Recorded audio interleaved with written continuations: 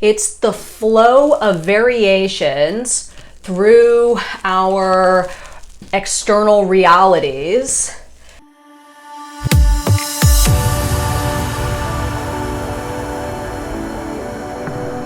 Hello Transurfer, and welcome to my video, Are You on the Right Path? But first, if you have not yet joined my awesome giveaway for these killer reprogramming stickers, please do so by commenting in the comment section below, I love Reality Transurfing, and liking this video. I have just ordered a truckload of these, so I will be sending them out liberally to the transurfing community. But to enter, you have to like this video and comment in the comment section below, I love Reality Transurfing. So today, are you on the right path? This is such a big question that I receive all the time from people. How do I know? How do I know that I am headed in the right direction? How do I know that my goal that I have chosen is for me, or that I'm in the right profession, or I'm studying the right thing at university? And really, I laugh when people ask me this question because there's no possible way for me to know this information. I can extend some of the transurfing concepts that'll help you to decipher if you are in fact on the right path, but it's really challenging for somebody else to feel what ultimately your heart should be telling you. So we are going to talk today about heart and mind coordination, goals and doors, and the alternatives flow, and how they all sort of weave together and make up what is your path. So, as we know, the alternatives flow is the path of least resistance, right? It's the flow of variations through our external realities, and we as transurfers strive to give in to this flow and not try to hold on to the rocks that are in the water, which signify high levels of importance and inner intention and will and ego and pendulums. This is a huge one. It is time, if you are questioning if your path is the right one for you, it is time to ask yourself, is something you believe, maybe stemming from a pendulum's opinion of what it is you should be doing or going after? So a huge one that I've encountered quite frequently, people asking me questions, is people that are in university that are studying something their parents want them to study. You know, I didn't go to college, so I didn't have this problem, but I've heard so many people say, oh, my parents really want me to become a doctor or this or that. And I'm just like, oh God, because if you are holding on to the importance of you seeing this goal to fruition because your parents want you to, or it could be, you keeping a job because your husband or your wife wants you to, or somebody else in your life has influenced you and wants to see you stick with something that may not be working for you. It's that, also mixed with importance levels, high elevated importance levels, excess potential, that keeps you holding on to these rocks in the stream of variations. So as Vadim says to us, we access all the really, really good stuff when we give into the simplicity of the flow and go with the flow of variations, which allows us to access more material, more opportunity, other lifelines, all of that stuff. But it is impossible, or nearly impossible, to do this when you are clutching onto a rock, which signifies high importance levels that you must continue to do something. So usually when people come to me and ask me this question, hey, am I on the right path? What's happening is they are sensing instinctually, because remember, Vadim says to us quite frequently in the book, a sign of inner discomfort is a clear sign that something is not right. So usually what happens is people sense this inner discomfort, and I think inherently they know that they are in fact clutching on to a rock in the stream of variations, and they are trying to understand how to let go. So how do you let go? How do you address or confront or ask, am I on the right path? What else may be intended for me? So first of all, this gets down to absolute heart and mind coordination.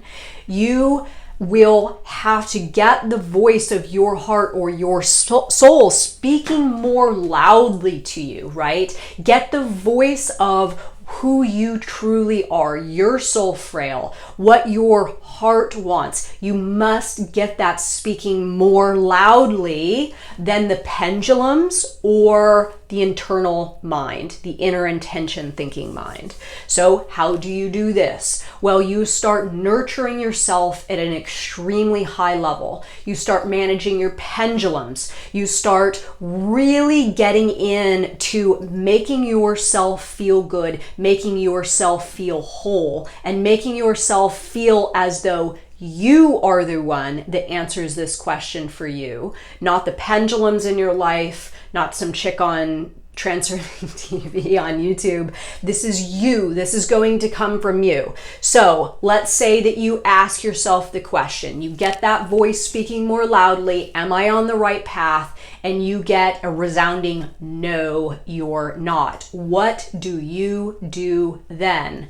Well, it's fairly simple. You trust that at some point your reality, your environment is going to open up to you if you continue to listen and show you alternative paths that you could take. So how then do you know if one of those paths are right? Again, it gets down to heart and mind coordination. When you encounter any new material via outer intention coming into your life, into your reality, again, check in with your state of inner comfort or inner discomfort, right?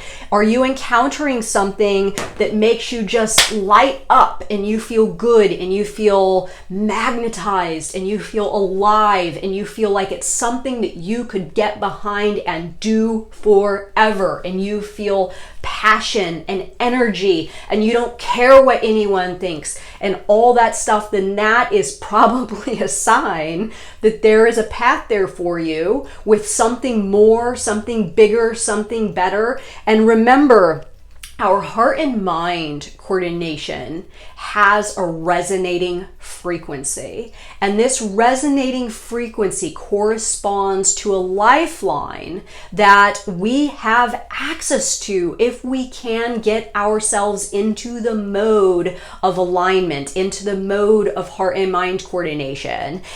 And we allow the alternatives flow to take us down the stream, presenting to us more doors on our way to our goal, which allow us to access the higher life tracks where more of what we want exists. So I talked in a previous video about being on a dead life track. This is a life track where you are not taking any inspired action. Your thought quality might be suffering a little bit, and your frequency might be suffering a little bit, and you're just sort of coasting, right? Nothing's really happening for you. You're probably not feeling inspired, full of life, full of energy, heart and mind coordination, all of that stuff. So getting that thought quality up, getting your frequency boosted, and getting inspired action going in your reality is going to open yourself up to the alternatives flow,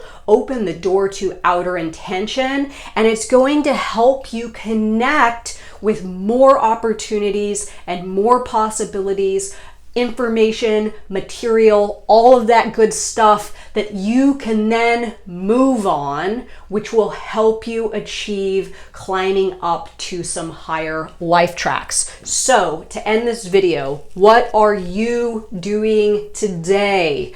Are you clutching on to a rock via via importance or inner intention, or pendulums, what pendulums want for you in your life?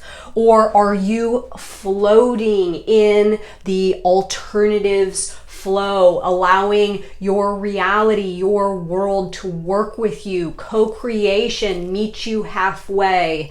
So if you are doing this, it's time to start nurturing yourself more. Maybe it's time to consider letting go of that rock and letting yourself float downstream in the alternatives space. This is a beautiful place to be. I am floating all the time and I absolutely love it. I feel free, I feel unhindered, and of course I have more of what I want daily because I am not doing this any longer. So with that, please like this video and comment below. I love reality transurfing and I might send you some of these babies. I would be lost without them. So I hope you get some, and thank you for watching my video, y'all. Bye.